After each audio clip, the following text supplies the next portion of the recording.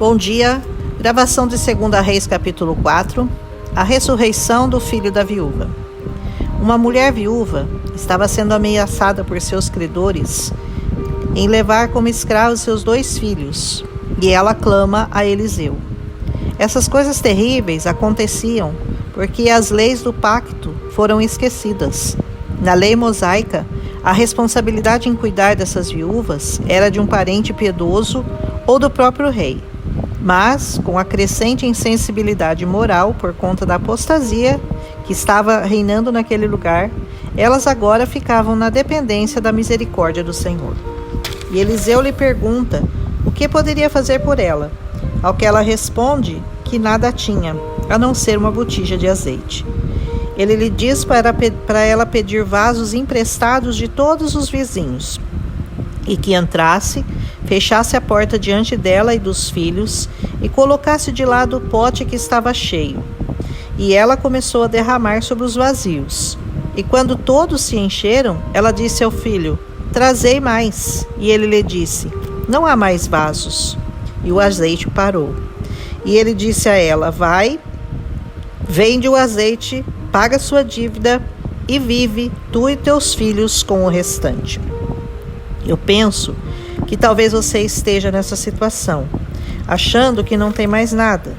Mas se você tomar sua única botija de fé e fechar-se em seu quarto e lá orar ao seu Pai, com a ajuda das botijas dos irmãos, seu azeite vai multiplicar e vai faltar botija para derramar tanta bênção que virá sobre a sua vida. A palavra nos diz em Mateus 6,6: "Tu, porém, quando orares, vai para o teu quarto, e fechando a porta, ora ao teu Pai que está em secreto, e teu Pai, que vem em secreto, te recompensará." E indo Eliseu até Sunem, eis que uma mulher importante ofereceu-lhe pão, e todas as vezes que ele passava por ali, ele entrava para comer o pão. E ela disse ao marido que observava que Eliseu era um homem santo de Deus, e que deveriam fazer-lhe um quarto, com uma mesa, uma cadeira, uma cama e um candeeiro, para que ele pudesse repousar ali. E eles fizeram, e Eliseu repousava ali, sempre que por ali passava. Eliseu pergunta então a Giase, seu servo, para chamá-la, porque queria saber se havia algo que ele pudesse fazer por ela, uma vez que ela o tratara tão bem. E Giase lhe diz que ela não tinha filhos, e o marido já era velho. E ele então profetiza que ela abraçaria um filho, e em pouco tempo ela lhe disse: "Não, meu senhor, não minta para sua serva." Essa mulher concebeu e deu à luz no tempo determinado, o que nos mostra que nem dependeu da fé dela, pois ela não creu nas palavras do profeta, mas dependeu de seu gesto de bondade, hospitalidade e assistência a um servo de Deus. Vemos também que ele atendeu tanto a que não tinha nada, quanto a essa que era abastada. Independente de sua posição social, todos precisam do Senhor. A palavra nos diz em Hebreus 13:2: "Não vos esqueçais de praticar a hospitalidade, pois agindo assim, mesmo sem perceber, alguns acolheram anjos." Acontece que o filho dela cresceu e um dia levantou com dor de cabeça, quando estava plantando com seu pai, e o levaram até sua mãe. Ela se pôs de joelhos ao lado dele, mas ele morreu. Ela não disse nada a ninguém. Pediu ao marido que mandasse providenciar jumentas para ela, porque queria ir até o homem de Deus. Ele lhe diz para esperar, porque não era lua nova e nem sábado. Mas ela lhe disse: "Tudo vai bem." Ela albardou os jumentos e disse ao servo: "Não te detenhas no caminho, guia e anda." E foi até o Monte Carmelo. E vendo-a, Eliseu disse a Gease: "Eis aí a sunamita." Gease vai até ela e pergunta: "Vai bem com você? Vai bem com seu marido? Vai bem com seu filho?" E ela lhe disse: "Vai bem." Ela estava determinada a só falar com quem ela cria que pudesse resolver seu problema, o homem de Deus. Chegando, porém, a Eliseu, ela se agarra ao seu pé, e Gease tentou retirá-la, mas Eliseu disse: "Deixe, a alma dela está triste, o Senhor me revelou." E ela lhe diz: eu te pedi algum filho? Eu não te pedi para não me enganar? E ele disse a Gease: cinge os teus lombos, toma meu bordão, e não pare no caminho e nem fale com ninguém. Põe meu bordão no rosto do menino. Porém a mãe disse: vive o Senhor, que não te deixarei. Então ele se levantou e a seguiu. A determinação dessa mulher em só querer aquele que ela sabia que era o homem de Deus é muito semelhante à da mulher do fluxo de sangue, que arrastou-se até chegar à borda do manto de Jesus para ser curada. E Gease tentou pôr o bordão no rosto do moço, porém ele não despertou. E Eliseu, chegando, foi até o menino e orou ao Senhor. E deitando-se sobre ele, e pondo sua boca sobre a boca dele, os olhos sobre os olhos dele, e suas mãos sobre as mãos dele, se estendeu sobre ele, e a carne do menino aqueceu. Depois Eliseu desceu, andou pela casa para lá e para cá, tornou a estender-se sobre o menino, e este espirrou 7 vezes e abriu os olhos. Eu vejo que a nossa ressurreição acontece assim. Deus coloca a sua boca sobre a nossa, os olhos dele sobre o nosso, e as mãos dele sobre a nossa, para que revivamos, nós que estávamos mortos em nossos pecados. Mas para isso, alguém tem que fazer o trabalho de Gease, que é o de trazer a palavra, que é o bordão do Senhor, até nossos ouvidos. Nós só conseguimos levar a palavra até os ouvidos. Só Deus pode empurrá-la e levá-la até o coração. Faça sua parte e confie que o Senhor fará dele. Só não desista de pregar e levar essa palavra até os ouvidos de todos.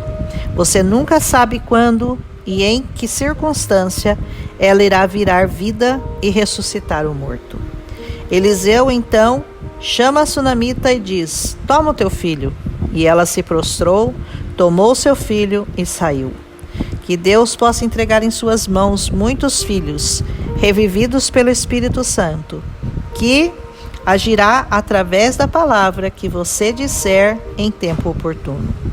Eliseu voltou a Gilgal, onde havia muita fome, e os filhos dos profetas que o ouviam fizeram um caldo de ervas, mas entre as ervas colheram parra brava, e a panela ficou com o caldo envenenado, ao que gritaram: há morte na panela, e não puderam comer.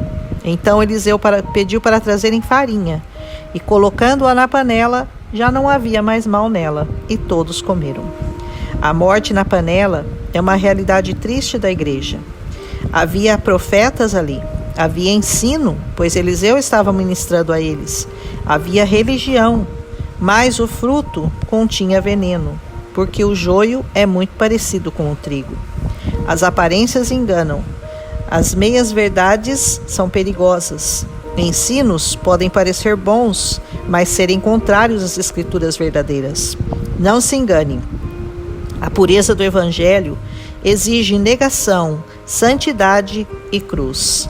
Nem todo alimento espiritual, às vezes ministrados em ensinos e pregações fantásticas, são verdadeiros. As emoções humanas às vezes se misturam e se contaminam, o que leva o povo a comer comida envenenada.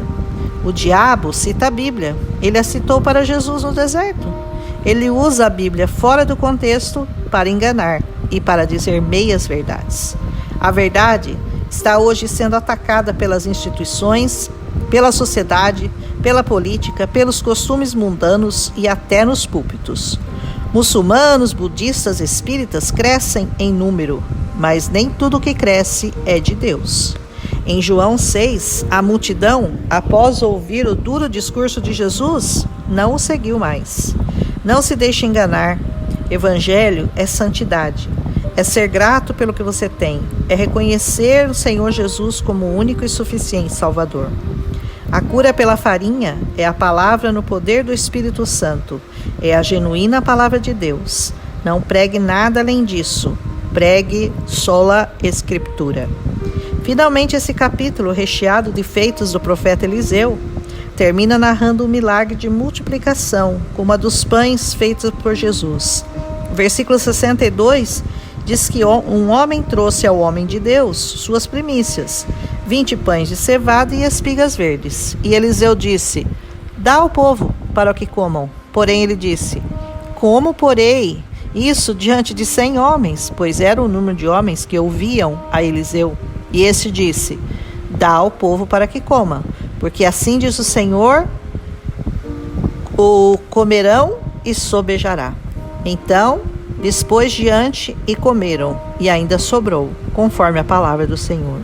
Se a palavra do Senhor, não faltará a nós o alimento para nossas vidas, e nem nesta e nem na próxima, a eterna, que certamente virá, se estivermos ouvindo a palavra no lugar certo e buscando na pessoa certa, o Senhor Jesus. Que haja abundância de pão e milho em sua mesa. Sirva-se do banquete do Senhor para a sua vida, hoje e sempre. Um abraço naquele que dá a vida, que ressuscita mortos, que cura o caldo envenenado e que multiplica o pão e o vinho. Amém? Até amanhã, porque está ficando cada dia mais linda essa preciosa palavra. Um abraço.